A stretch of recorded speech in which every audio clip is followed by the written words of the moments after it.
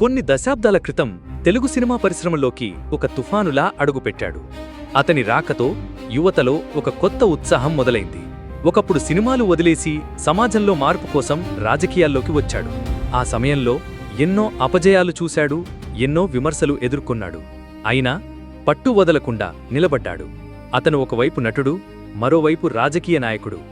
కాని చాలామందికి తెలియని విషయమేంటంటే అతను ఒక అద్భుతమైన మార్షల్ ఆర్ట్స్ యోధుడు, ఒక తాత్వికుడు, ఒక నిస్వార్థ సేవకుడు.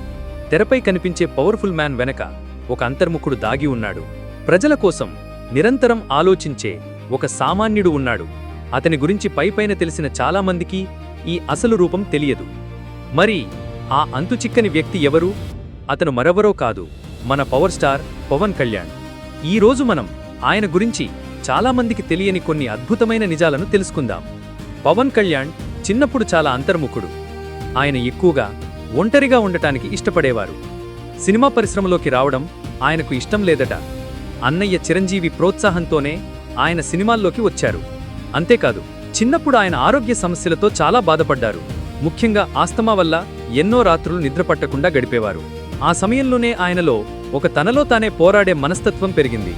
అదే ఆయన లేటర్ సినిమాల్లో, రాజకీయాల్లో ఎదురైన కష్టాల్లో బ్యాక్ బోన్ అయింది.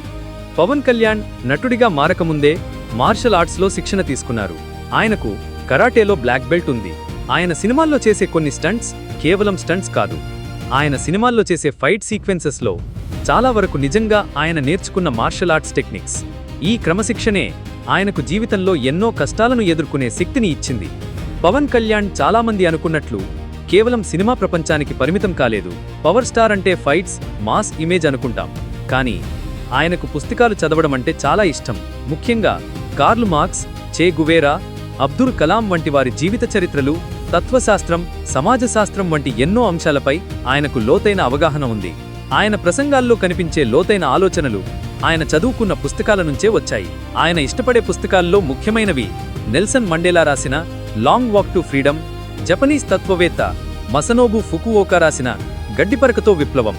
అంతేకాదు, ఆయన ఉపన్యాసాల్లో ఎక్కువగా గుంటూరు శేషేంద్ర శర్మ మరియు దేవరకొండ బాలగంగాధర్ తిలక్ కవితలను కోట్ చేస్తుంటారు.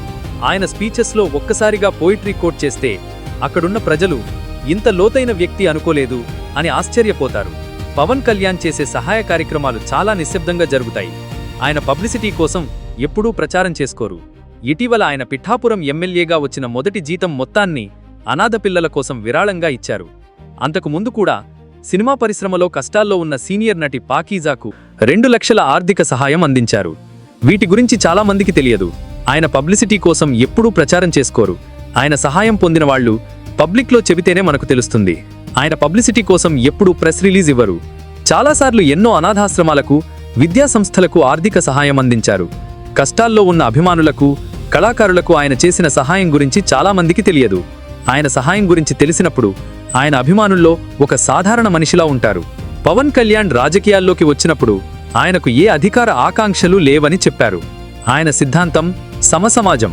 ప్రజలు తమ కాళ్ల మీద తాము నిలబడాలని, ప్రతి ఒక్కరిలో స్వీయ గౌరవం పెరగాలని ఆయన నమ్ముతారు.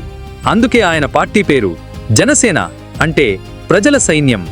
సినిమాల్లో పవన్ కళ్యాణ్ ఎంత పవర్ఫుల్గా కనిపిస్తారో, నిజ జీవితంలో ఆయన అంత సున్నిత మనస్కులు. షూటింగ్ సమయంలో అందరితో కలిసిపోయి జోకులు వేస్తుంటారు. తనతో పనిచేసే సిబ్బందిని ఎంతో గౌరవిస్తారు. అంతేకాదు, తన పారితోషికంలో కొంత భాగాన్ని సినిమా సిబ్బంది సంక్షేమం కోసం వినియోగించాలని ఆయన ఒకప్పుడు సూచించారు. మనం సినిమాల్లో చూసే పవర్ స్టార్ పవన్ కళ్యాణ్కు, నిజ జీవితంలో ఉన్న పవన్ కళ్యాణ్కు చాలా తేడా ఉంది.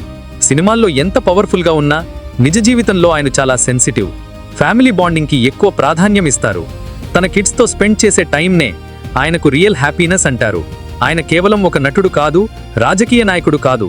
ఆయన ఒక తాత్వికుడు, నిస్వార్థ సేవకుడు. ఆయనలో ఉన్న ఈ తెలియని కోణాలు ఆయన వ్యక్తిత్వాన్ని మరింత లోతుగా, గౌరవంగా నిలబడతాయి. ఈ వీడియో మీకు నచ్చితే లైక్ చేసి మీ స్నేహితులకు షేర్ చేయండి. మరిన్ని ఇంట్రెస్టింగ్ వీడియోల కోసం మా ఛానల్ను సబ్స్క్రైబ్ చేసుకోండి.